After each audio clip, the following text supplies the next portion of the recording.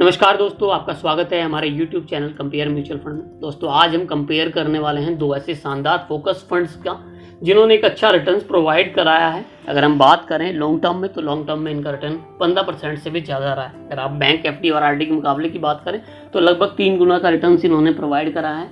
तो आज हम कंपेयर करने वाले हैं SBI फोकस इक्विटी फंड का HDFC फोकस 30 फंड से। नाम से ही पता चल जा रहा है कि 30 फंड है, यानी 30 स्टॉक की लिमिटेशन जो है, रेगुलेशन जो है उसी में इन्वेस्टमेंट करी है। तो इन्होंने नाम भी इसी हिसाब से इसका रखा है HDFC फोकस 30 फंड। तो हम 6 टॉपिक्स पर बात करते हैं हमेशा: fund overview, return, risk measure, portfolio, fund details और लास्ट में कैलकुलेट भी करते हैं कि जिससे आपसे पता चल सके कितना फंड आप इन दोनों म्यूचुअल फंड के थ्रू बना सकते हैं। टॉपिक्स पर कंपैरिजन इसलिए करते हैं कि जिससे आपको वीडियो अच्छी तरह से समझ पाए, हर प्रोस्पेक्ट में समझ में आए। तो सबसे पहले हम बात करते हैं फंड ओवरव्यू की। तो बात करेंगे हम एनएवी की, जहां SBI का एनएवी इस समय 271.45 है, तो HDFC का 127.25 है। VRO रेटिंग की बात करें तो SBI फोकस इक्विटी फंड को 4 स्टार और HDFC फोकस 30 फंड को 1 स्टार रेटिंग मिली है। रेटिंग के लिए बता देता हूँ, 1 स्टार से लेकर 5 स्टार तक की रेटिंग होती है। इस फंड की जितनी ज़्यादा रेटिंग वो फंड उतना अच्छा होता है।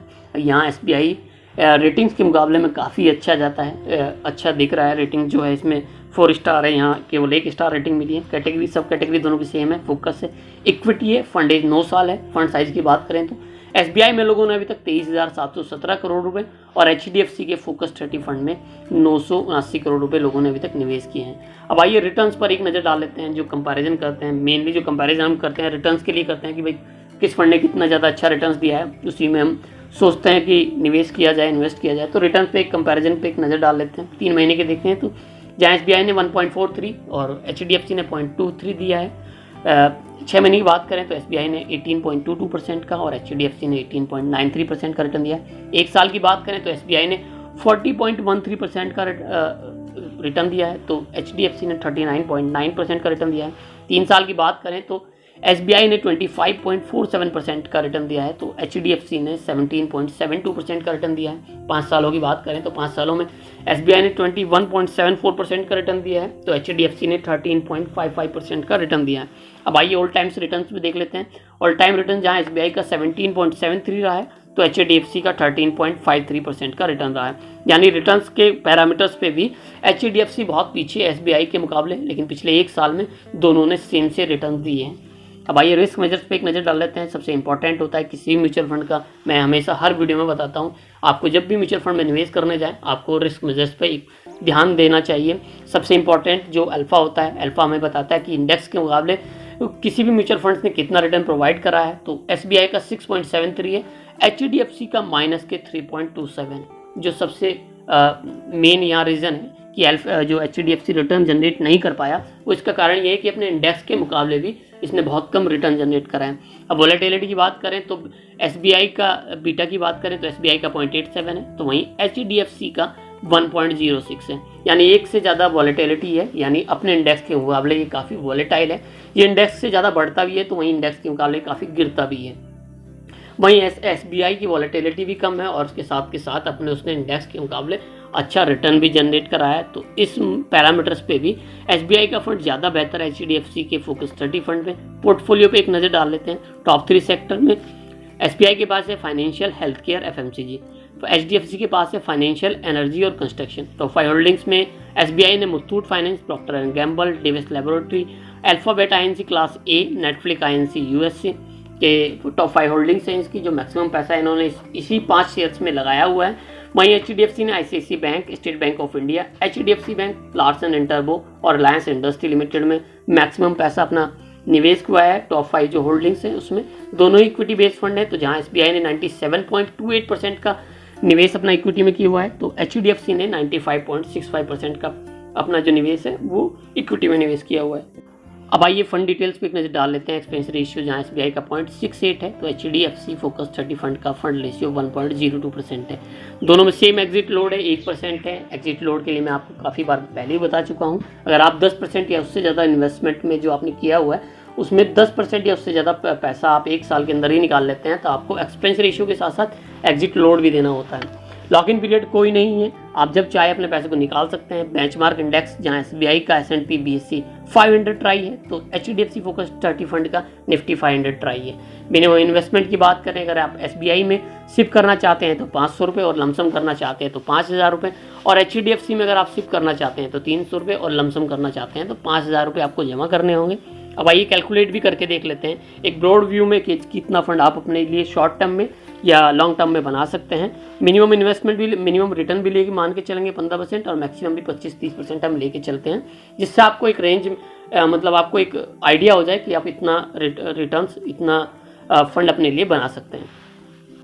अब आइए एक बार हम 1000 रुपये पे कैलकुलेट करके देख लेते हैं। अगर रिटर्न 15% रहता है तो 10 सालों में हम जो टोटल वैल्यू होगी हमारी होगी 2,78,657 रुपये। वहीं अगर हम 15 सालों तक ये इन्वेस्टमेंट बनाए रखते हैं तो हम 6,76,863 रुपये तक बना सकते हैं। वहीं अगर हम 20 सालों तक ये रिटर्न बना के रखते हैं तो इसके लिए हमें जो टोटल वैल्यू मिलेगी वो मिलेगी पूरे 15,15,955 रुपये। वहीं 30 सालों में जो फंड वैल्यू हमारी बढ़कर हो जाएगी वो हो जाएगी पूरे 70,09,821 रुपये। रिटर्न 15% है, मंथली इन्वेस्टमेंट 1000 है। अब मान के चलते हैं हम अपने जो रिटर्न है हमें हमारी 15% ना रहकर 20% हो जाती है, तो इस कंडीशन में भी हम 10 सालों में 3,82,664 रुपये बना सकते हैं। वहीं 20 सालों में, अगर हम 20 सालों की बात करें तो 20 सालों में ये जो रिटर्न होगी वो होगी पूरे 31,61,489 रुपये। वहीं 30 सालों में हम जो रिटर्न बना सकते हैं वो बनाते हैं पूरे 2,33,60,810 रुपये। दोस्तों ये जो रिटर्न थी ये रिटर्न थी 20%। अब मान के चलते हैं कि हमारी रिटर्न हो जाती है 25%, तो 10 सालों में हम 5,32,805 रुपये बना सकते हैं। वहीं 20 सालों में हम अपने लिए पूरे 68,59,095 रुपये बना सकते हैं। वहीं 30 सालों की बात करें तो इस कंडीशन में भी हम 8,19,74,715 रुपये अपने लिए बना सकते हैं। ये कंडीशन कब थी? मंथली इन्वेस्टमेंट हमारी 1000 थी, रिटर्न हमारा पूरे 30 सालों तक 25% रहता है। अब दोस्तों बहुत सारे म्यूचुअल फंड ऐसे भी हैं जिन्होंने अपने निवेशकों को 30% तक का रिटर्न निवेश पे दिया है। तो इस कंडीशन में अगर हम 10 साल तक इन्वेस्ट करते हैं और रिटर्न 30 साल रहता है, मंथली इन्वेस्टमेंट 1000 है, तो हम 7,52,684 रुपये बना सकते हैं। वहीं 20 सालों में हम अपने लिए पूरे 1,53,23,257 रुपये बना सकते हैं। वहीं अगर हम बात करें 30 सालों की तो 30 सालों में हम अपने लिए 29,73,82,551 रुपये बना सकते हैं। अगर 30 सालों तक 1000 रुपये मंथली इन्वेस्टमेंट करें और हर साल हमें 30% का रिटर्न मिलता रहे, तब इस कंडीशन में हम 29 करोड़ रुपए इतनी बड़ा रकम इतना बड़ा फंड अपने लिए बना सकते हैं। तो ये तो था दोस्तों सिप की कैलकुलेशन थी। अब हम लमसम करके कैलकुलेट करके देखते हैं। अब हम कैलकुलेट करके देखते हैं कि अगर हम लमसम 1 लाख रुपए जमा करते हैं अपने म्यूचुअल फंड में और रिटर्न जो हमें मिलता है 10 सालों में वो मिलता है 15%, तो इस कंडीशन में आपका 1 लाख रुपये बढ़कर 4,04,556 रुपये हो जाता है। वहीं 20 सालों में ये अमाउंट बढ़कर आपका पूरे 16,36,654 रुपये हो जाता है। वहीं 30 साल बाद ये अमाउंट बढ़कर हो जाता है 66,21,177 रुपये, जब रिटर्न रहता है पूरे 15%। अब मान के चलते हैं कि आपका रिटर्न 10 सालों तक बढ़कर हो जाता है 20%। इस कंडीशन में भी आप 6,19,174 रुपये बना सकते हैं। वहीं 20 सालों में आप अपने लिए बना सकते हैं पूरे 38,33,760 रुपये। वहीं 30 सालों में आप अपने लिए बना सकते हैं पूरे 2,37,37,631 रुपये, जब रिटर्न रहता है 20%। अब आइए मान लेते हैं कि रिटर्न बढ़कर हो जाता है आपका पूरे 25%। तो इस कंडीशन में अगर आप 10 साल तक इन्वेस्ट करते हैं, 1 लाख रुपए जो आपने लमसम इन्वेस्ट किया था वो 10 साल तक करते हैं तो 9,31,323 रुपये आप अपने लिए बना सकते हैं।